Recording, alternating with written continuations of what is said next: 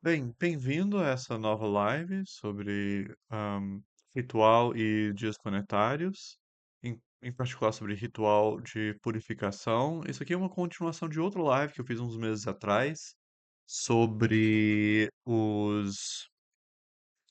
ahm, enfim, sobre os dias planetários também, e sobre uma lógica própria que eu descobri para atribuir ahm, regência de cada dia a um planeta.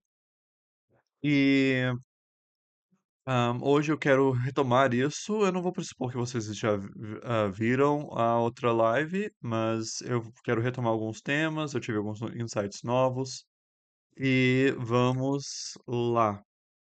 Ah, então,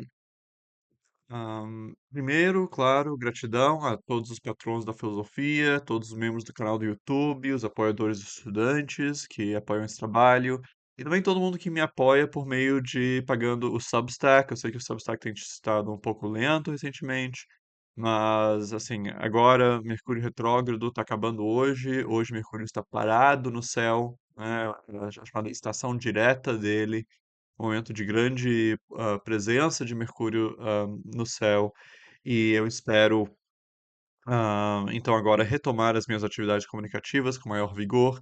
Eu tive alguns reveses recentemente e eu tenho agora uma maior clareza sobre o que eu preciso fazer, sobre os assuntos que eu quero me dedicar, e eu fico muito agradecido a todo mundo que me apoia, especialmente quem me apoia em momentos em que eu estou mais calado e eu não estou me exprimindo com tanta regularidade. E também eu quero anunciar, né, para todos que as datas e os horários do curso de Astrologia Helenística foram definidos, tá? Esse vai ser um curso de Astrologia Tradicional com Fundamentos Filosóficos e Leitura de Fontes Primárias. Vai começar mês que vem, no dia 13 de agosto, às quinta-feira, às 7 horas. Vai acontecer duas quintas-feiras por mês e as aulas vão ser de 2 horas cada. Vão ser aulas ao vivo e mas as aulas vão ficar gravadas para os estudantes poderem acessar. Ao todo, eu planejei um longo curso de 22 meses para podermos realmente entrar nos fundamentos filosóficos e estudar o material passo a passo.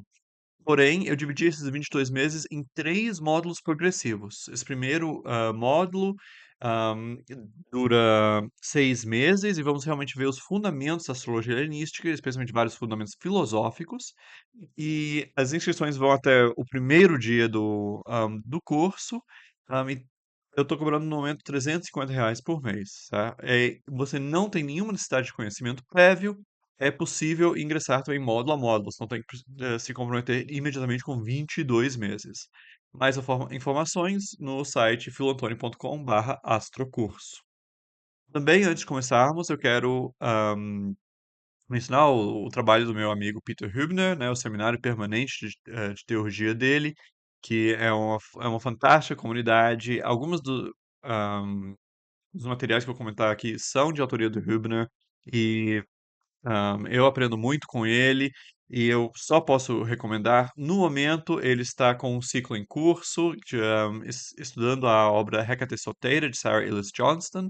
Já está mais para o final, mas ele é uma atividade regular dele. Eu sugiro que vocês entrem em contato se vocês têm algum interesse nessa área de teologia, politeísmo, platonismo. Hoje em dia, realmente um dos platonistas mais originais que temos aqui. Então, hoje, do que a gente vai falar? Então, a primeira parte vai ser sobre purificação, né? Então, como que funciona o ritual de purificação, que eu meio que esbocei da última vez, especialmente por que esses elementos, água, fogo e fumaça, têm um papel, e assim, que eles podem ter, como que daí isso funciona, e eu vou também estudar a antropologia por trás da oração de purificação que está no ritual, especialmente no ritual tal como concebido pelo Peter, né. E daí a gente vai passar para a questão dos dias planetários de novo, né? E eu vou dar uma explicação por que faz sentido atribuir os 7 planetas aos 7 dias da semana, da maneira como tradicionalmente se faz. Isso foi algo que na última No último live eu disse que eu não entendia, desde então eu entendi eu tive uma nova compreensão, e eu vou daí aproveitar também para apresentar uma dedução transcendental dos planetas. Então, por que que a experiência precisa ter esse tipo de estrutura, que seriam os sete planetas, e eu vou comentar dois tipos de hinos planetários que você pode usar para comemorar os dias planetários, né? Ahn, e é isso sobre o programa. Eu vou regularmente estar olhando aqui as perguntas entre, vamos dizer, os diferentes blocos da minha apresentação. Vocês podem ir fazendo comentários ahm, e observações ou fazendo perguntas, e eu vou regularmente parar para ver se tem comentários aqui no chat, tá bom? Então, vamos lá. Ah, Então, nós partimos na última sessão, né, o que que a gente estabeleceu? A gente estabeleceu essa ideia de que a astrologia estuda a qualidade do tempo, e que a qualidade do tempo, né, essa ideia que cada tempo ele tem um certo caráter que determina o que deve e o que não pode acontecer, naquele momento, que isso é que conecta o presente, no sentido de conecta que tudo que está no mesmo presente está junto, e também aquilo que conecta o presente no sentido de que, por exemplo, agora estamos passando por um processo presente, né? Vamos dizer, eu estou dando essa aula tem vários momentos, né? Então é também a qualidade do tempo conecta o presente ao passado e ao futuro. Então a astrologia estuda essa qualidade do tempo e apresentei a ideia que os deuses e titãs planetários, né? Lembrando que aqui eu estou usando a minha terminologia de Deus para traduzir daimon, e que frequentemente também é chamado de espírito, e titã para traduzir theos, né? Que frequentemente é traduzido por Deus. Eu acho que é mais elucidativo chamar de Deus e titã. E expliquei que, assim, que não são os corpos celestes por si, né? Quando eu olho, sabe, uma foto de Saturno com seus anéis, eu vejo, eu penso, olha, é o corpo de Saturno, né? E primariamente esses titãs, eles são hum, causas de estruturas da experiência, causas de certos elementos que tornam possível uma aparência inteligível, uma aparência coerente. E a gente vai realmente entrar nisso hoje quando a gente falar da dedução transcendental dos planetas. E daí após apresentar uma certa lógica de como determinar a qualidade de dias e noites, eu cheguei a uma parte prática, né? Como então a gente pode agir conforme a qualidade do tempo, e isso eu expliquei, requer que antes a gente se purifique e crie uma espécie de espaço sagrado, e apresentei um ritual básico de purificação em que se faz uma invocação a Hestia, e daí se usa se expande a presença de Hestia ou da Terra, por meio de seu, vamos dizer, seu símbolo principal, que seria a vela, para uma água, e daí com a água a gente pode se purificar e purificar o ambiente, né? Então, hoje eu vou aprofundar nessa questão da purificação, e daí vou voltar para a questão da qualidade do tempo, né? Aqui você tem uma arte baseada numa foto de um espaço, né, ritual que eu tinha. Ele já está com outra aparência agora. E, enfim, vamos em frente. Então, a primeira parte, o ritual, a purificação, né? Vamos lá. Então, vamos lembrar a definição de o que é purificar, né? Então, purificar seria separar do inferior e juntar ao superior. Essa definição de purificação vem do comentário de Damásio ao Fédon de Platão, né? Então, purificar não é só tirar a sujeira, né? Não é só se separar. E o exemplo que o Damásio dá para isso é que, bem, parece que Sócrates identifica se purificar no Fédon com a alma se separar do corpo. Mas quando a alma se separa totalmente do corpo, daí o corpo morre, ele vira um cadáver e não tem nada mais poluído, não tem nada mais impuro que um cadáver. Sim, purificação não é a mesma coisa que separação. Separação é se separar, se purificar é se separar das coisas inferiores, a multiplicidade exterior e que é mais baixa que a coisa, que o inferior e superior é relativo à ordem causal, né? E então o lugar, de algo na ordem das causas, e também se juntar ao superior, né. Então, você nunca, se torna impuro se misturando, se unindo com coisas e pessoas m mais altas que você. E nisso é importante lembrar que purificar é diferente de ser puro, né. A purificação é uma atividade, né, é o processo de separar do inferior e juntar ao superior. Já ser puro é o estado atingido, né, que é, que é o estado de, afastamento de coisas inferiores e união às coisas superiores, né. O daimon, né, o espírito ou Deus pessoal, ele sempre está nesse estado, a gente vai chegar lá, né. A gente só purifica aquilo que pode misturar-se ou que está de fato, misturado, tá.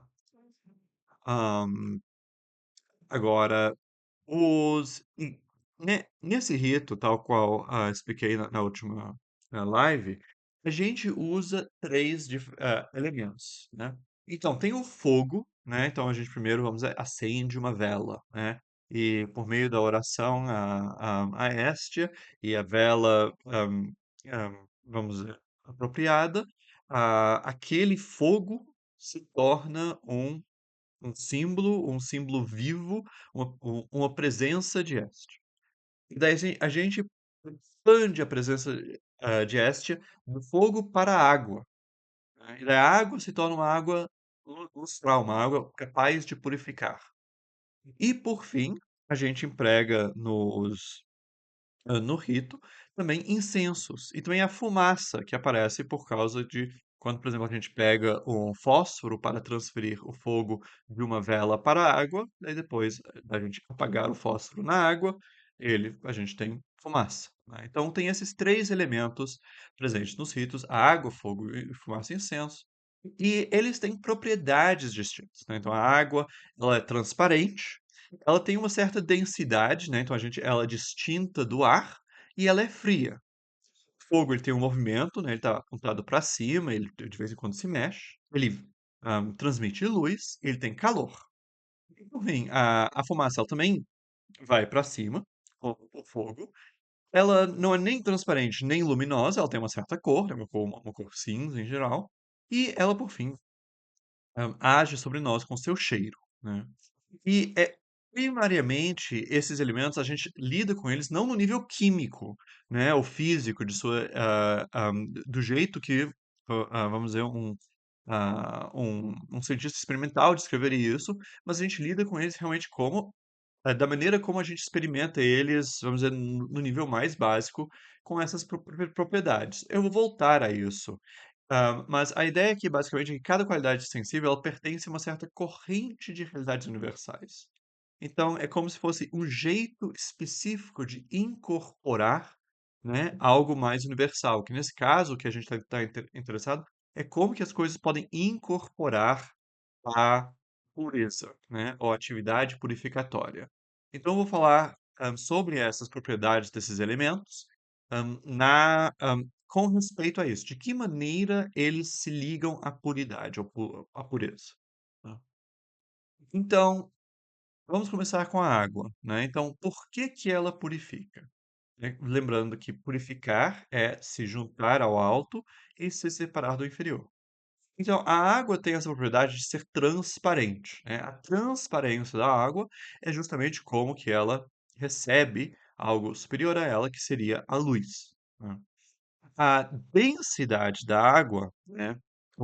A gente vai chegar mais tarde em por que que a luz, especialmente por que que a luz do Sol e por que que o Sol e os planetas são de fato algo como as realidades perceptíveis básicas, né? As coisas concretas básicas. A gente vai chegar a isso quando eu falar da dedução transcendental dos planetas. Por outro lado, a água ela tem uma certa consistência, né? Embora ela seja transparente à luz, ela é distinta do ar, né? Ela tem essa densidade, isso distingue ela dos outros corpos, né? E, por fim, a água ela é fria, né? Então a gente, assim, Normalmente, claro, a gente pode aquecer a água, mas é assim que a gente reconhece a sua presença, né? ah, e a gente daí usa ela para limpar, recolher, fixar coisas, né? Então, por ter essas três propriedades, transparência, intensidade e frio, ela tem essa capacidade de purificar. Agora, o fogo é algo que parece não algo que a gente usa para purificar, até porque se a gente usasse ele para purificar, a gente destruiria as coisas frequentemente, né? Muitas coisas a gente não se queima para se purificar, né? Então, tem isso. Mas ele é, de alguma maneira, paradigmaticamente, entre coisas perceptíveis, pura, né? Então, na medida em que ele é próprio luminoso, né, ele incorpora a luz, que de novo é a própria realidade perceptível primitiva. Ele tem esse movimento pelo qual ele sobe, né? Então ele quer se separar do inferior. Isso, assim, o movimento vertical dele, né, que você pode observar, por exemplo, se você mexe um fósforo ou uma vela e você vê, né, que a chama se mantém ereta, né? Isso é um símbolo, né? Algo, um jeito pelo qual ele incorpora esse movimento de se separar do inferior, né? E por fim, o calor permite ele agir sobre outra coisa à distância, né? Consumir o impuro. Então, o fogo, ele já tem vamos dizer, uma afinidade com ser puro e não com purificar. Já a fumaça ou incenso está entre os dois, né? Ela, por um lado, ela tem essa tendência de subir, né? Então, é algo que recebeu esse impulso, né? Esse impulso dado que a gente vê em primeiro lugar no fogo, né? E então ela tem esse movimento. Cor indica que ela não é nem uma coisa que recebe algo do alto, nem é algo que vem do alto, né, a luz, mas é algo iluminado pelo alto. Então é algo que recebe, é algo posterior a isso.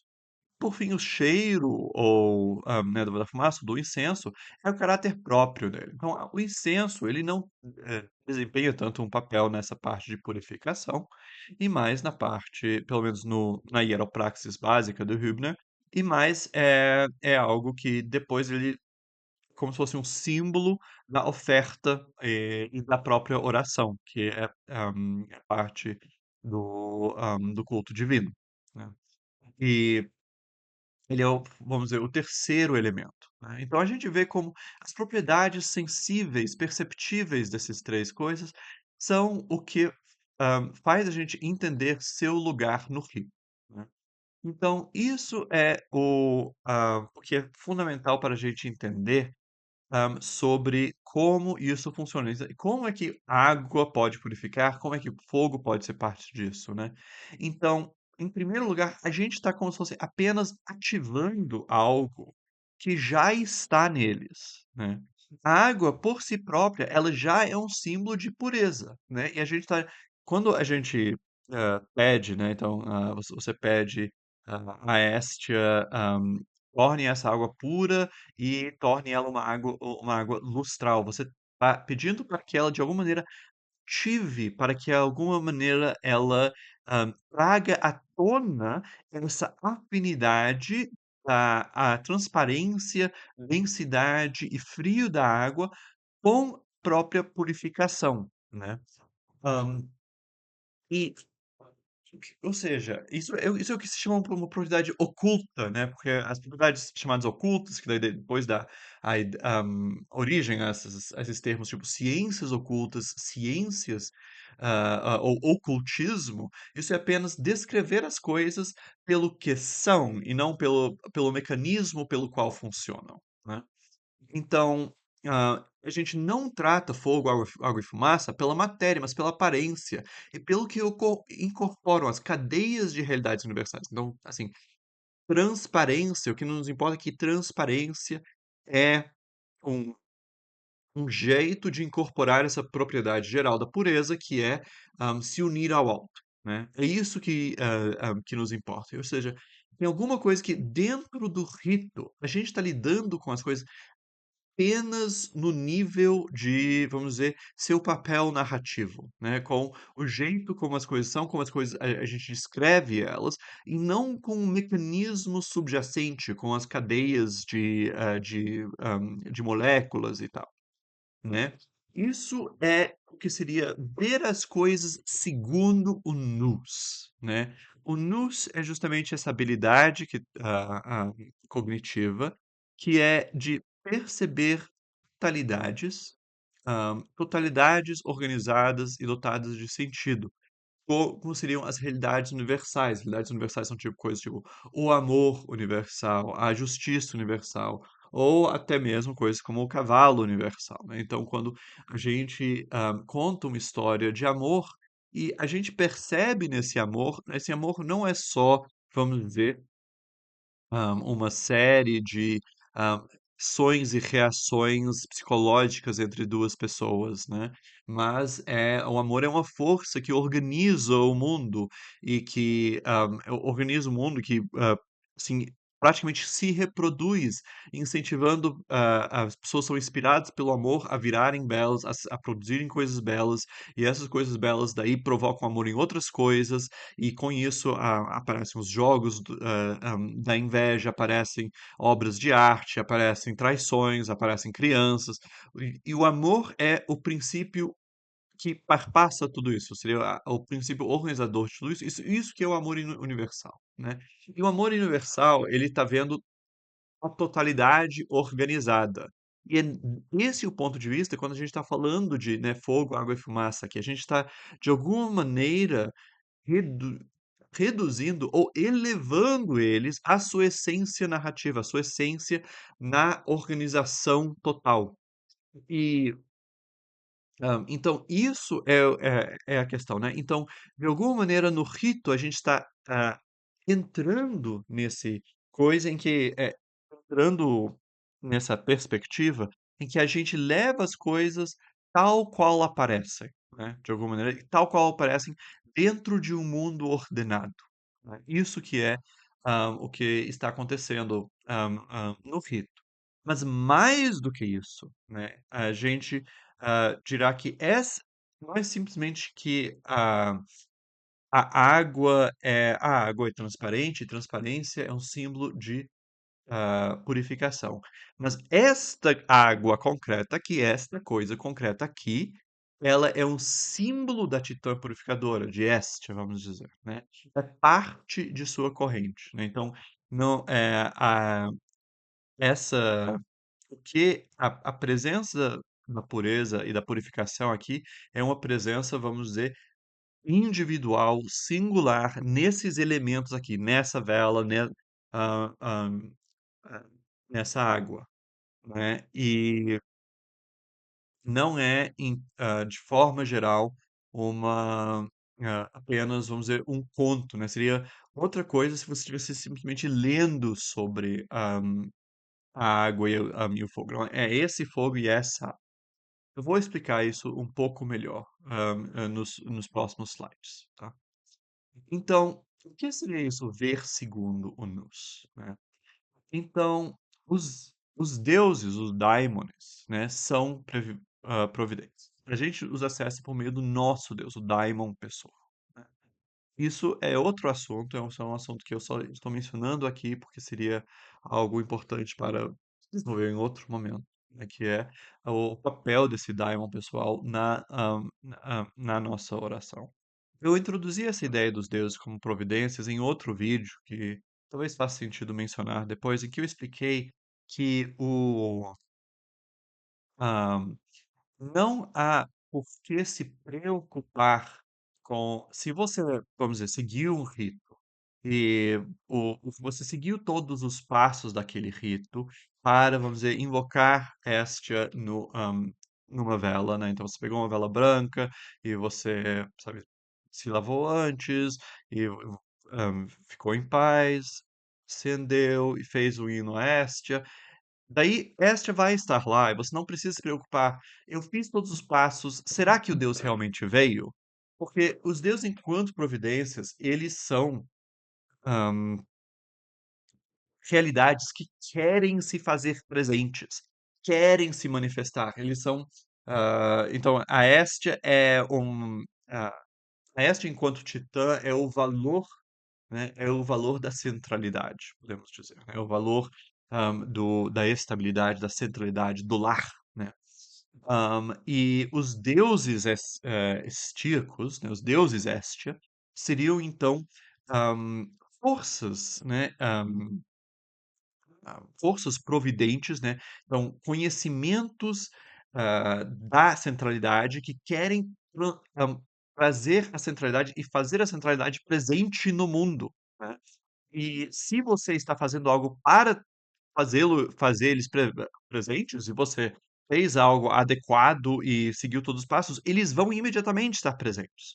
Porque até mesmo o seu desejo de tornar eles presentes invoca eles, né? Já é a atividade deles. Então não há uma questão adicional sobre será que eles vieram ou não, né? Isso é feito, e isso seria, vamos dizer, o primeiro passo, isso são as providências, né? Mas mais do que simplesmente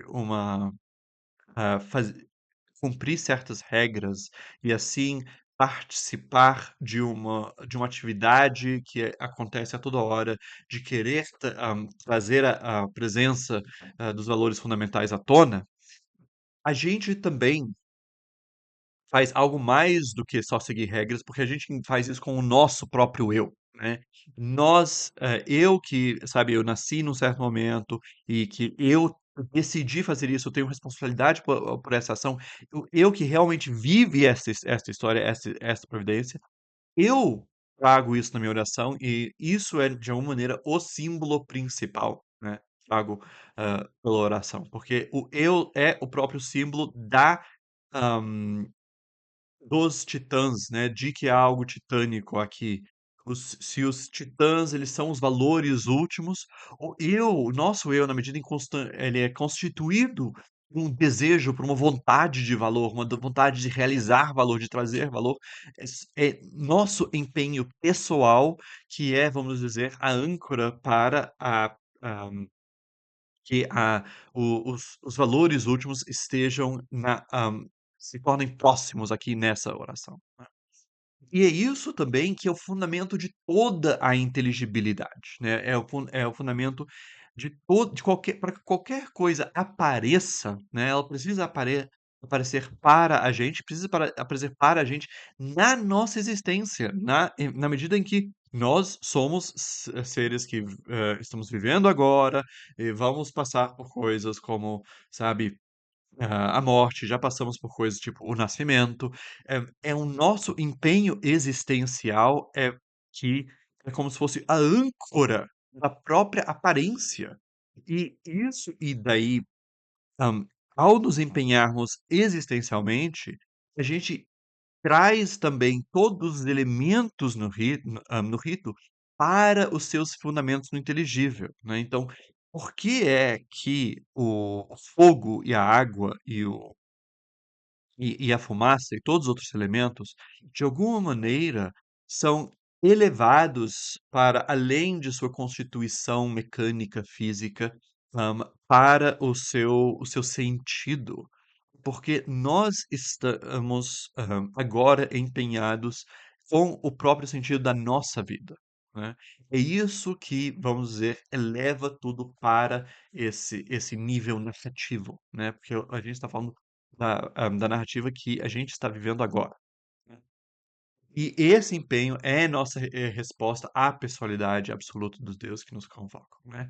Então nossa seriedade de, vamos dizer, trazer todo nossa vida e centrar ele nesse momento, nessa atividade que a gente está fazendo, é o que, vai, hã, tornar todos os instrumentos propícios à sua, adjacência, à sua proximidade, né. Então é na medida que todo faz de conta é retirado aqui, que a gente está realmente não fazendo algo arbitrário, mas seguindo a narrativa concreta, contingente, cheios de percalços, cheio de mal, cheio de sofrimento, que nos trouxe até aqui, é isso que, na medida que todo faz de conta retirado aqui, é isso que, vamos dizer, dá esse momento seu peso e esse peso é como se for aquilo que, hã, encontra para nós a proximidade dos titãs. Então, isso aqui então seria a compreensão que eu tenho hoje em dia sobre os de que modo esse rito realmente funciona, né? Você pode perguntar, mas Antônio, como é que, sabe, usando esses elementos materiais e falando essas palavras e seguindo essa receita, eu vou de alguma maneira interagir ou me abrir para a ação dos fundamentos da experiência. Bem, é porque de alguma maneira você mesmo, nem enquanto você, na sua personalidade, você é como se fosse um oco, um chamado para esses fundamentos, né?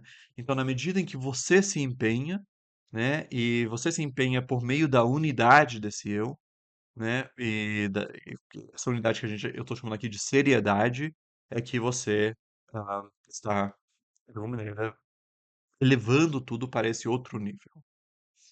Deixa eu pausar para ver se há comentários ou perguntas. Ahn, não. Vamos seguir aqui então. Ó,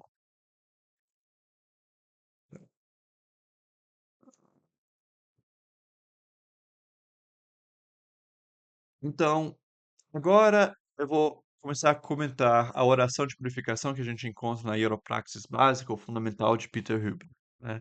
Então, isso aqui é uma oração que é feito depois de ter invocado a Hestia, depois de ter pedido para ela a purificar e tornar lustral a água. Você pega a água e daí você passa em quatro lugares, né? Você foca no estômago primeiro, isso purifica meu corpo, meus instintos, toda minha asma, daí no peito, purifica minha alma, minhas emoções, toda minha testa, purifica minha mente, meus pensamentos, toda minha asma.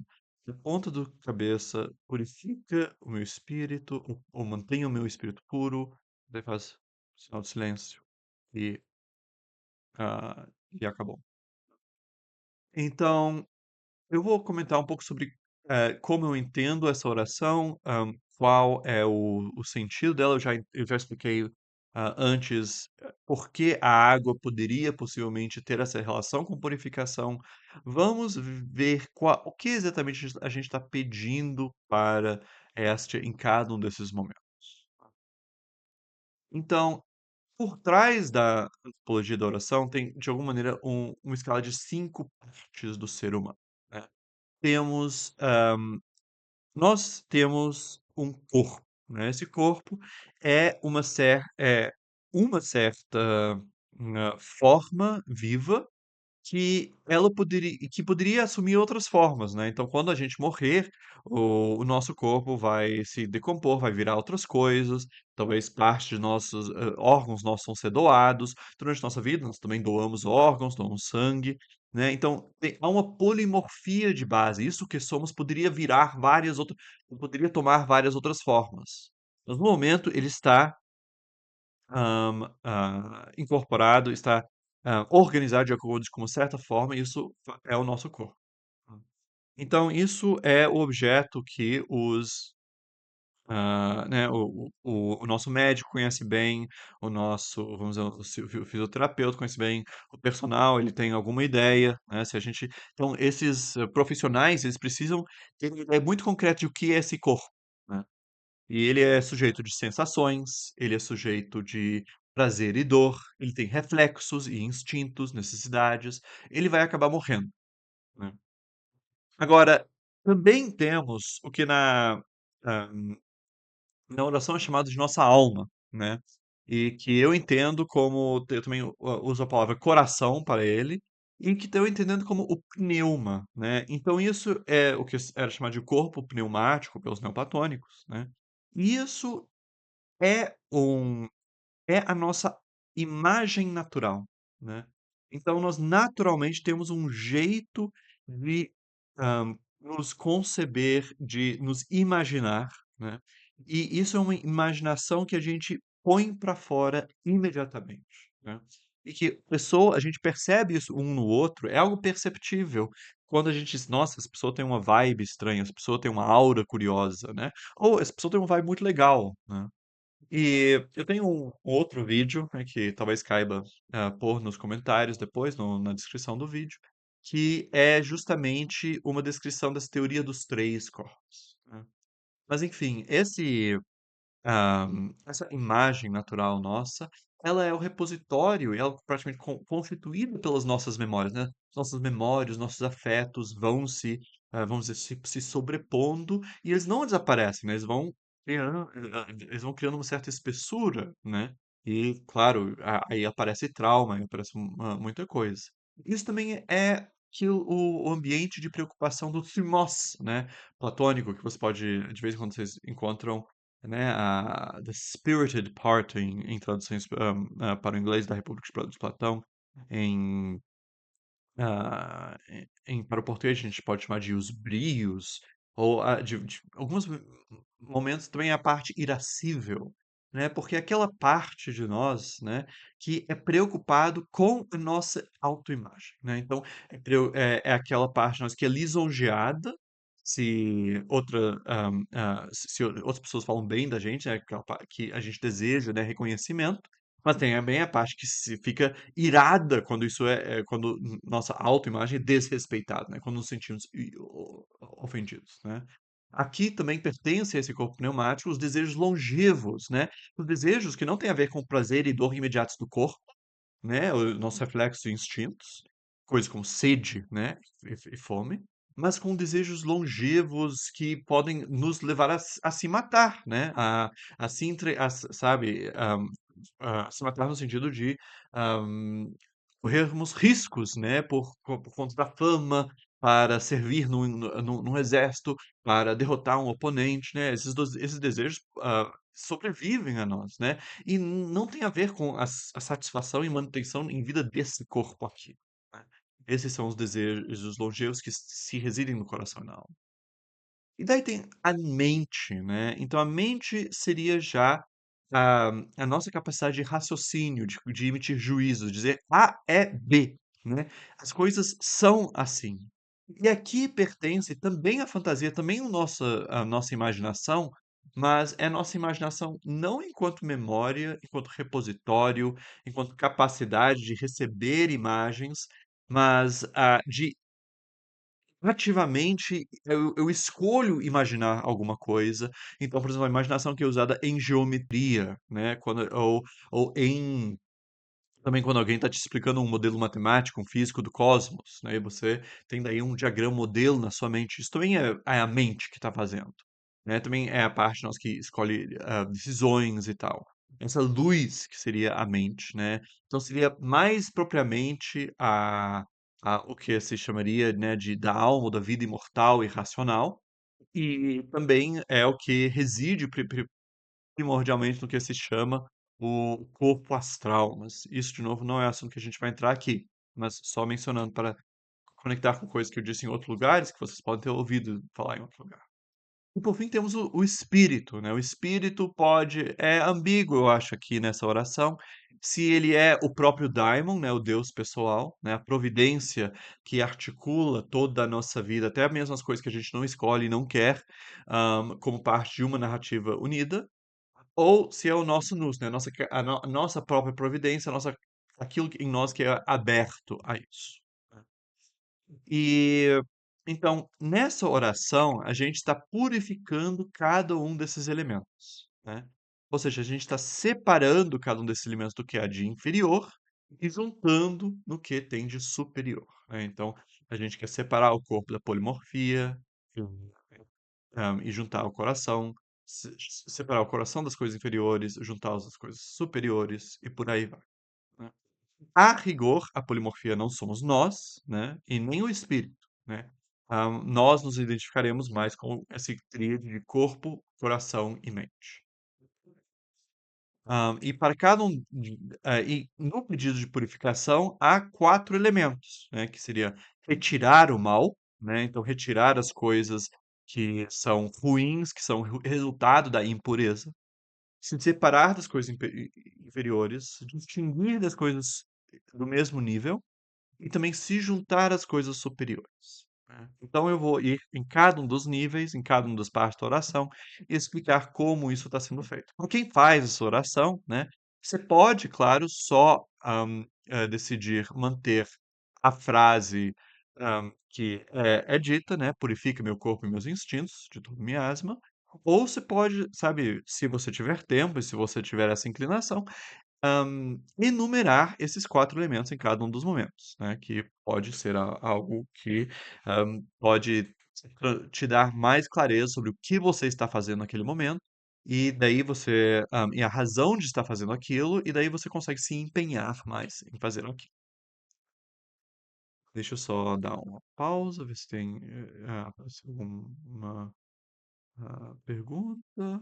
Não? Vamos continuando então, né.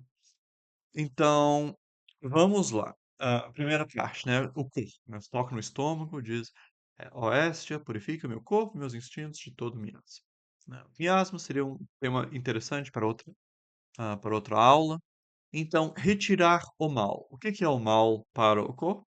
Todo tipo de fraqueza, como, hã, doença, cansaço, etcétera. Paralisia, né, a incapacidade do corpo fazer as coisas que ele naturalmente faz de se mexer, e torpor, a incapacidade de ter sensações, né, que são basicamente as coisas que o corpo faz, né, que, né, numa terminologia tradicional aristotélica, a gente chamaria de, né, as coisas que privações, para a alma vegetativa, ah, locomotiva e sensitiva. E isso então, ah, se liga à ideia de que antes de você, hã, fazer toda a oração, né, existe a ideia que você deve se lavar, né, de alguma maneira que para você se conta como se lavar, né, porque afinal de contas você vai estar se purificando, você quer estar num estado puro. E uma das coisas, assim, que você pode querer fazer é simplesmente ir ao banheiro, né, evacuar como for necessário antes da oração, porque essas nossas habilidades de evacuar, de, excrementar as coisas, isso é a purificação natural que o corpo faz, né. Nós temos vergonha dessas, habilidades nossas, dessas partes do nosso corpo, mas no fundo essas são os órgãos purificadores, né, são os órgãos catárticos, né. É por isso que eles têm a ver com coisas sujas, porque eles estão expelindo as coisas sujas, né. Eu já comentei a esse respeito na minha série sobre sexo gay é bom, né, vocês podem vou fazer uma nota para também incluir isso na descrição. Mas, enfim, isso é a atividade natural de você se purificar e, assim, não faz sentido que você engaja essa purificação natural do corpo antes de você daí entrar no na oração, como eu disse, é preciso o que central na oração é o empenho completo, né, isso inclui usar o seu corpo. E daí você se separa do inferior. O inferior aqui é simplesmente a polimorfia, ou seja, é o fato que o seu corpo pode assumir outras formas, né. Então tudo que ao pedir para se separar da polimorfia, é pedir para que a nossa forma específica domine a capacidade polimórfica que temos.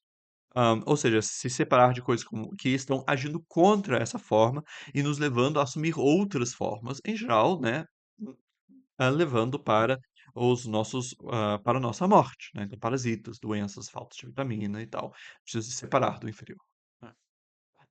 A gente também pede ao se purificar de se distinguir do igual, né, então esse corpo é distinto de todos os outros, né, então seus meus prazeres, seus prazeres, os prazeres do corpo, suas dores, sensações, necessidade, reflexo e morte são seus. Ou seja, isso é se distinguir também dos outros corpos nos quais ele tem contato, né. Então, a dor que eu sinto é algo que nasce no meu corpo da interação com o outro, né. Estritamente falando, né, quando recentemente eu deixei um peso cair, no meu pé e doeu muito. Estritamente, a dor é do meu corpo, não é o peso que causa isso, né. Então isso é algo, claro, enfatizado muito pelos estoicos, né, que, o que nos afeta está em nós e não está nas outras coisas. E a purificação tem a ver com isso também. Se purificar tem a ver com essa separação, essa distinção de você das outras coisas, né. Então, também os prazeres também, né, o prazer do doce está em você, não está no açúcar, né, o prazer. E isso daí também, né, tem a ver, né, então nada, né, aquelas coisas, né, nada fora de você te leva naturalmente a de repente você se encontrou com um hambúrguer na boca. Não, os reflexos, as necessidades, os instintos estão seus. E também a morte pertence ao corpo. Isso é algo importante lembrar também no sentido de que da distinção desses níveis todos, né? A morte, tal qual a gente fala, a morte dos nossos entes queridos, que eles, né, às vezes a gente enterra eles. Isso é algo que pertence a esse corpo terrestre, né? E é algo que, estritamente falando, não pertence ao coração e à mente, em outras coisas. E daí a gente também, ao pedir para purificar, a gente também está pedindo para se juntar ao superior. Isso é justamente se juntar ao às fontes de vida aqui, né. Então é o calor do coração, né, ou seja, é sua, e o coração, o pneuma é o que dá vida e saúde para o corpo, né. A gente vai entrar nisso, mas essa como é que a mente que é uma luz, né, uma luz que naturalmente produz conhecimentos um depois do outro, chega a imprimir esse dinamismo mental em um corpo tridimensional. É se imaginando tendo uma vida perceptiva em um certo corpo. Ou seja, o coração, essa atividade nossa de projetar naturalmente uma imagem de nós, essa é o modo como a vitalidade, o dinamismo da mente desce para o corpo. Então, o calor do coração, se abrir para o calor do coração, se abrir para a vida e saúde, e daí também abrir para tudo que é superior. Então, por meio do coração, a gente também, o nosso corpo recebe a luz da mente, né? Então, na medida que o nosso corpo é o corpo de um animal racional, ele consegue evitar, perigos e problemas que, vamos dizer, um corpo de um animal irracional não consegue, né? Nós conseguimos armar ciladas para animais, para outros animais, que eles não conseguem armar para nós, né, e por fim também a própria atividade do espírito, né, então porque a mente ela tem essa luz racional, mas ela é como se fosse uma lanterna que só brilha para frente e não para trás. E quem consegue daí guiar os nossos passos num sentido maior para que sejamos de alguma maneira agentes do bem, agentes do valor, é o próprio espírito. Então, é para todos esses níveis superiores que a gente se abre ao pedir: "Estia, purifica meu corpo, meus instintos de todo miasma". Então isso é o corpo, né. Vamos passar agora para o, coração, né. A alma, coração ou pneuma. Então, no segundo momento, você diz: "Purifica minha alma e minhas emoções de todo miasma", né. Então, primeiro a gente retira, o primeiro elemento desse pedido, o que que a gente está pedindo, é retirar o mal, né. Ou seja, em primeiro lugar, maus sentimentos, né, maus afetos, más imaginações, vingança, malícia, inveja, schadenfreude, né, esse é o prazer na dor do outro, né, pena de si mesmo, paranoia, né. Todos esses afetos e também as imagens, as imaginações correspondentes, né, que vão juntos sempre junto com elas. Essas são as privações próprias da alma ou do coração, e é isso que a gente pede para purificar em primeiro lugar. E da mesma maneira como a gente, antes da oração, né, a gente se lava e evacua, a gente também, né, toma uns momentos para ficar um pouco em paz, ter o coração tranquilo, né, se necessário, faz um exercício de respiração e tal. Então, isso, de novo, isso é a nossa capacidade natural, né, da própria alma, do coração, de encontrar um pouco de paz em si, né? E então isso é como a gente coopera também com a alma ou coração na atividade purificatória. E o que que isso envolve? Então, se separar do inferior. Isso não é só da polimorfia, mas também do corpo, né? Então, a gente quer se separar do corpo. Em que sentido que a gente quer que nosso coração seja separado do nosso corpo, né? A gente quer evitar essas coisas de reações automáticas, né?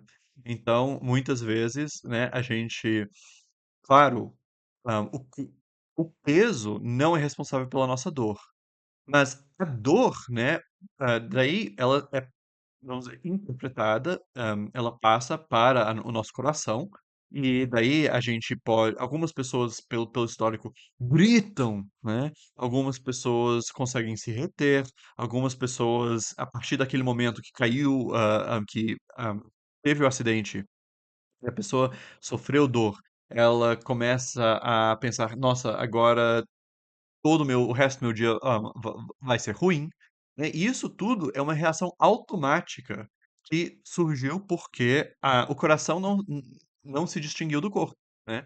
Porque essa dor passou direto para a imaginação, né? E não teve esse momento. Não, peraí, uma coisa é a dor e o reflexo assim automático do corpo, e outra coisa é como eu absorvo isso na minha imaginação e na minha memória. E também, né, existe manipulação pelo corpo, né? Frequentemente nós vamos dizer: "Ah, eu tô cansado, eu tô zangado porque eu estou cansado", né? Então, aí é um caso de o nosso coração, né, no repositório das memórias, das emoções, ele está de alguma maneira afetado, constrangido pela situação do corpo, né? Então isso de novo, você quer evitar. E a gente pode descer até mesmo para o nível da polimorfia nossa, né? Vamos dizer: "Ah, eu estou desse jeito porque eu estou alcoolizado", né? Então é algo no nível químico, né, que está afetando a nossa imaginação, né? E, de novo, essa separação do inferior do corpo também é, vamos dizer, uma garantia ou um pedido também para a sobrevivência à morte do nosso coração. Porque o pneuma, ele é algo que ele tem uma vitalidade que envolve, como eu disse, desejos de fama, desejos de conhecer, desejos de amar, que não se restringem a só esse corpo. Ele tem um dinamismo de imaginação e tal que pode sobreviver à morte, né? Então, isso separado do inferior também é sobrevivência à morte, né? Também tem a ver com criar coragem, é um pedido de coragem de, né, enfrentar a morte. E daí também tem de se distinguir do igual, né? Então, as nossas memórias, desejos, fantasias, percepções e esquecimento são nossos, né? Não, as memórias dos outros não são as minhas memórias, os desejos dos outros não são os nossos desejos. As imagens, as fantasias deles não são necessariamente as nossas, né? Então, isso também é se purificar, né? Dizer, peraí, por que que eu tava, né, tão empolgado com isso? Nem era algo que eu queria. Isso é algo que sabe, meus pais queriam. Isso é algo que o meu chefe quer, né? Então, purificar a alma também é entender que o nosso pneuma, a nossa imagem natural é a nossa, não é a dos outros. E, de novo, da mesma maneira como a morte afeta o corpo ah, ah, físico, o esquecimento último afeta, né, o nosso pneuma. E isso é como se ela pode sobreviver ao corpo, mas eventualmente, né, ao longo das eras, ela também se desfaz no esquecimento. E é por isso também que é preciso se juntar ela ao superior. Então, ela precisa ser transparente à luz da mente, né? Então, então a gente precisa se conhecer, conhecer as nossas percepções, conhecer a nossa memória. Quando a gente se lembra de um sonho, né? O que é um sonho senão a luz da mente que penetra nesse mundo de desejos, nessa imagem que temos de nós mesmos, né?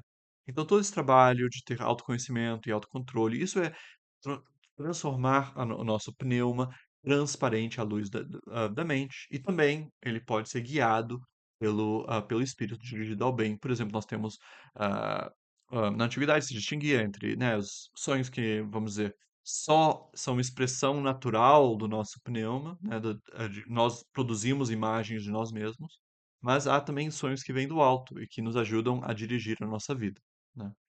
Então isso seria a próxima coisa. E olha aqui como aquele simbolismo do fogo continua, porque o coração dá calor ao corpo e a mente dá luz ao coração. O coração tem que se transformar transparente à luz da mente, né? E tanto a luz quanto o calor são coisas que vêm do fogo. E a transparência é algo que é próprio da água. Então, a gente, esse é o próximo passo da purificação. Daí, o terceiro passo é a da mente, né? Você pede, ó Estia, purifique minha mente, meus pensamentos, todo miasma. Agora, qual é o mal da mente? Quais são as privações que afetam ela, né? É coisas como ignorância, ilusão, mentiras, má vontade, ódio. O ódio, claro, ele tem um componente ah, emocional, mas em princípio, né, o ódio é algo frio, como o amor, né? É uma vontade, vontade de fazer mal ao outro, ou querer o mal ao outro. Isso é só simplesmente uma questão de vontade, não é uma questão necessariamente emocional. Tá? Da mesma forma como o amor, né? A gente exprime amor, a gente exerce o amor em momentos em que, assim, as nossas emoções estão terríveis, mas a nossa vontade se sobrepõe às emoções e a gente faz o bem às pessoas que a gente ama, né? Da mesma maneira, o ódio é, né, um mal da mente, né?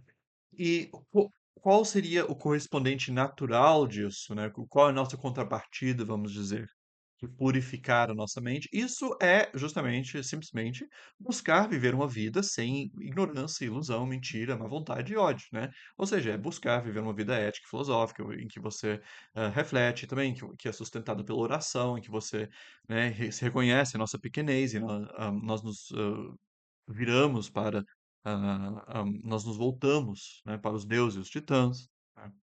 Então, isso é o retirar o mal, esse é o jeito como nós naturalmente cooperamos com isso. E o que a gente está, de novo, o que a gente está fazendo na oração purificatória é como se fosse pedir um auxílio, mas também pedir para que esse nosso esforço purificatório natural, ou próprio, seja de alguma maneira elevado, né, e incorporado na atividade universal dessa titã da purificação que é esta. Então, o que que é envolvido aqui? É separar do inferior, agora é o coração, o corpo e a polímero, né? Então, isso é não ser levado por tendências inconscientes e sugestões obscuras, né? De vez em quando podemos ter certeza, precisamos ter uma certeza, mas essa certeza a gente nem sabe como chegou nela, e a gente chegou nela porque a gente foi levado por uma série de imaginações e afetos que a gente não analisou, né? E isso pode vir só do nível do coração, pode ser o coração influenciado pelo corpo ou mesmo pela química, como das maneiras como eu mencionei antes, né? Então, tem uma coisa de se separar do inferior, então não se deixar guiar por essas instâncias. O que que distingue a mente do coração, do corpo e das coisas inferiores? É que nele ele tem uma luz própria. Ah, Vamos dizer, a mente é constituída de razões. A mente se explica e busca explicar as outras coisas, né?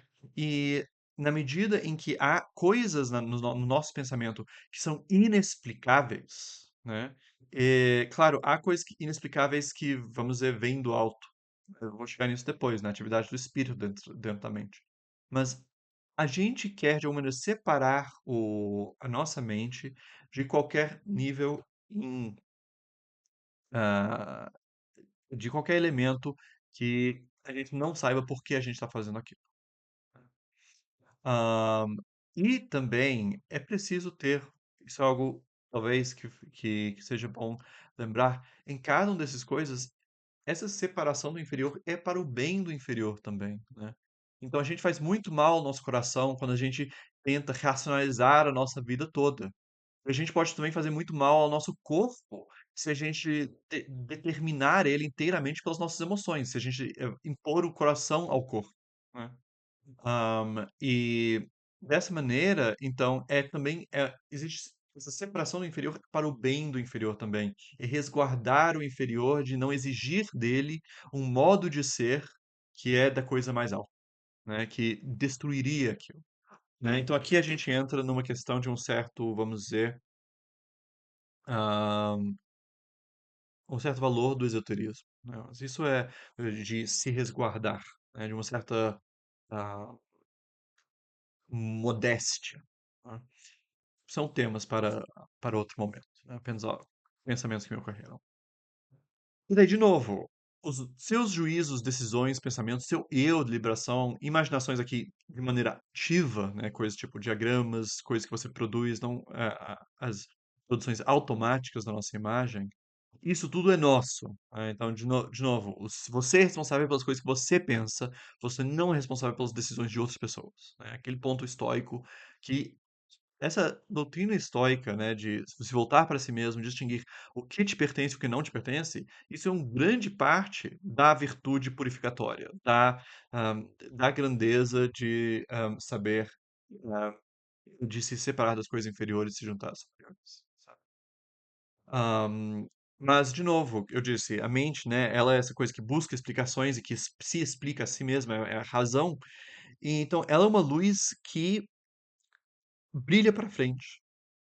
Porém, a própria razão ela tem uma série de pressupostos, né? Então, ela não vê, ela vira para frente e tem daí toda uma escuridão que ela pressupõe, né?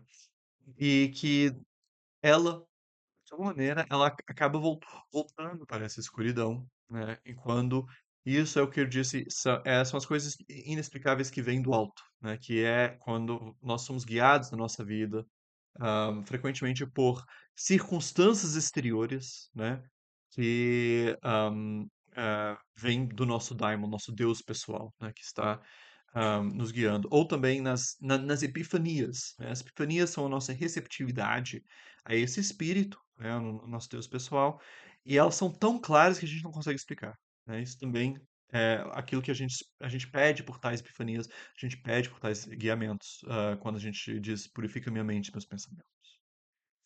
Isso nos leva finalmente ao espírito, né? Que então purifica meu espírito ou mantenha meu espírito puro, para os sinais de silêncio. Por que aqui a gente mantenha meu espírito puro? É porque o espírito, em princípio, ele é puro, né? Seja a capacidade de receber a influência do Deus pessoal, seja então seja a nossa capacidade, a nossa faculdade da providência, nosso nous pessoal, seja o próprio espírito, ele essas são coisas que não podem ser corrompidas, né? Eles só podem estar afastadas de nós, né? Então, eu só mantenha puro o meu espírito, né? Não me deixe confundir algo que não é o espírito com o espírito. O espírito em si não pode ser corrompido, ele não pode ser poluído, né? Então, não há nada para retirar aqui, não há nenhuma separação do inferior para realizar e sempre estar separado, não há nada para distinguir do igual, juntar o superior, porque ele sempre está no estado puro. Então, no final disso tudo, o que que a gente chegou, né? Você chega numa coisa em que a, men a mente, o espírito está reconhecido, o espírito está nos guiando, e ele guia a luz da mente, a mente ilumina o coração vivifica o corpo, né? Então, tudo é, vamos dizer, a luz do espírito desce inteira, né? Esse é o estado de pureza que a gente pede, né? É um estado, vamos dizer, de harmonia, de alinhamento de todos, do ser humano inteiro. Isso que seria a, o pedido total dessa oração. Deixa eu pausar aqui para ver se apareceu uma pergunta no meu tempo. Não, estamos continuando aqui. Ah, então, depois, né, na hieropraxis básica, o fundamental de Estia, depois de ter se purificado, existe uma atividade de purificar o espaço, né? Então, virado ao leste, com os dedos molhados, aponte para cada direção, girando no sentido anti-horário. Em cada direção, diga Firas deponeroi daimones, né? Fora espíritos malignos, ou se você preferir a tradução, fora deuses malignos, né? E, então, leste, norte, oeste e sul. Então, se você se dirige para os quatro pontos cardeais, para representar todo o espaço. E tem uma correspondência aqui com corpo, coração, mente e espírito. Ou seja, você quer, você pediu que você fosse purificado, agora você quer purificar o espaço, ou seja, você quer tirar do espaço influências que podem trazer a impureza de volta. Você E o que que são essas coisas? São deuses de outros valores, de valores conflitantes, né? Em específico são os últimos deuses desses valores.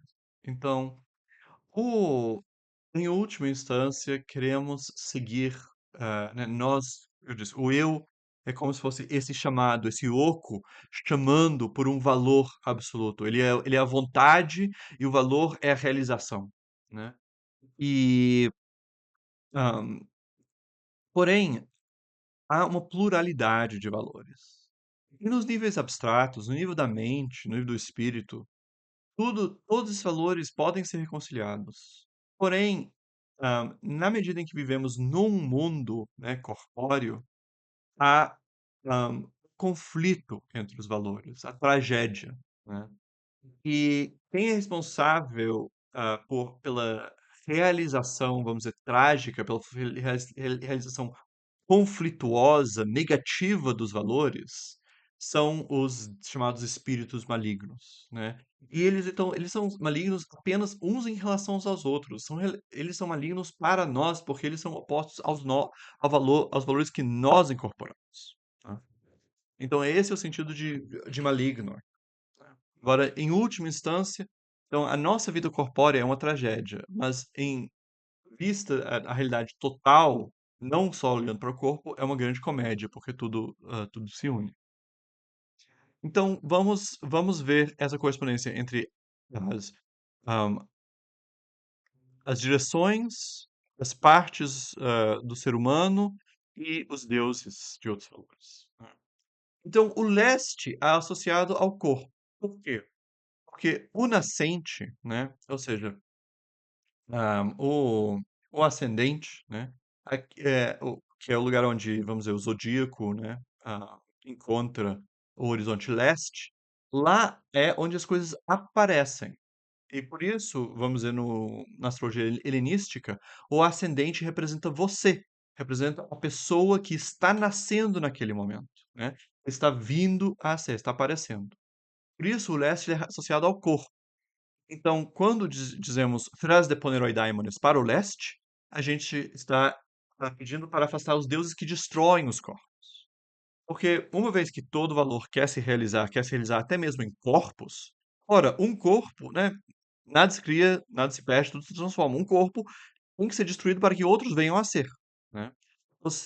Então, os deuses que destroem corpos, que estamos afastando nesse momento, seriam deuses de outras organizações químicas ou corporais, né? Ou corpóreas, né?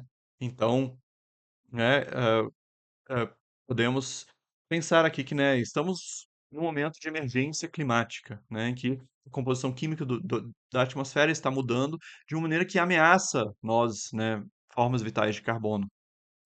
Então, isso aí também é realização de um titã, também é realização de um deus. Esses deuses querem apropriar as nossas moléculas para outras organizações químicas, outras organizações corporais, né? E esses são os que a gente afasta quando a gente diz Thuras de Poneroidaimones para o leste.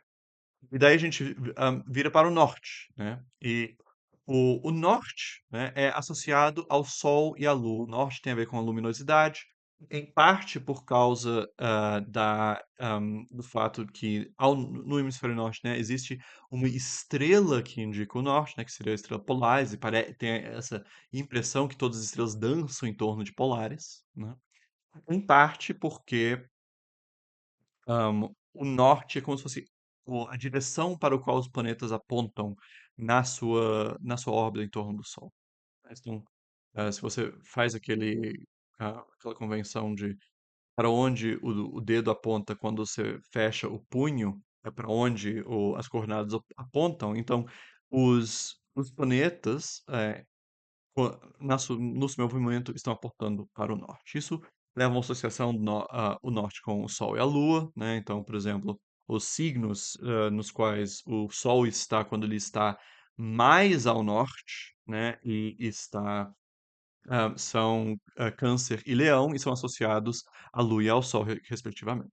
Então, nesse sentido, o, O norte é associado ao Sol e à Lua, e ele aí é associado à própria à vida, né? Então, ao coração e à imaginação. Então, essa luz é associada à imaginação.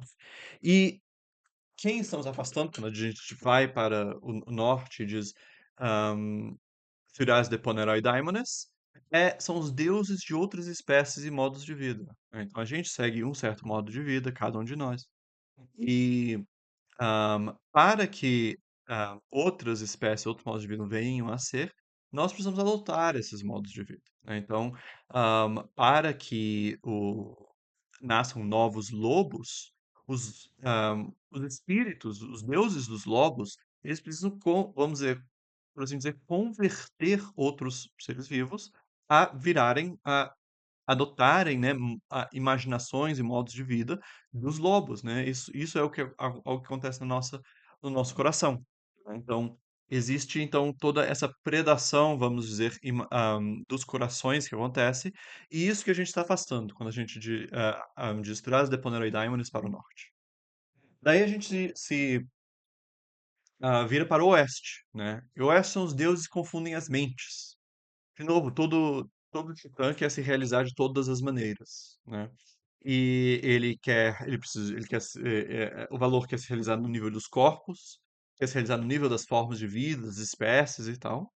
E daí também ele quer realizar no nível também das técnicas, das artes, né? De coisas tipo arquitetura, medicina, grandes planos que não envolvem apenas ah, um uma vida, mas um plano racional executado.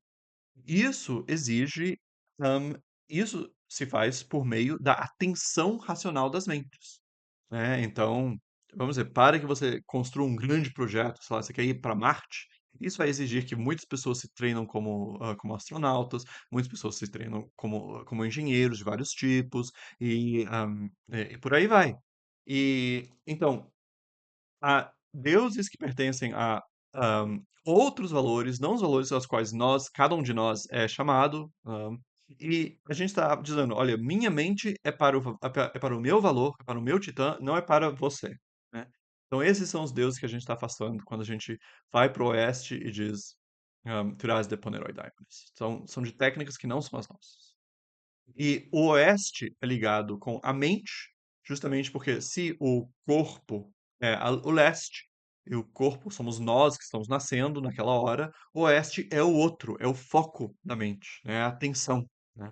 Então, o oeste fica a mente. E daí, por fim, para o sul, né, seriam os deuses que ocultam os espíritos, né?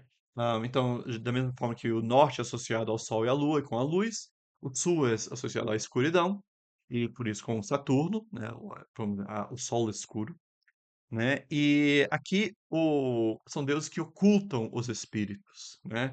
Porque esses são os espíritos e oculta, em vez de confundir, poluir ou destruir, porque o espírito não se polui, né? Isso são ah, e essa ocultação dos espíritos, ela pode pontualmente ser violada, e nós podemos ter consciência dos nossos espíritos. Porém, em princípio, ela é uma condição para que exista realidade perceptível.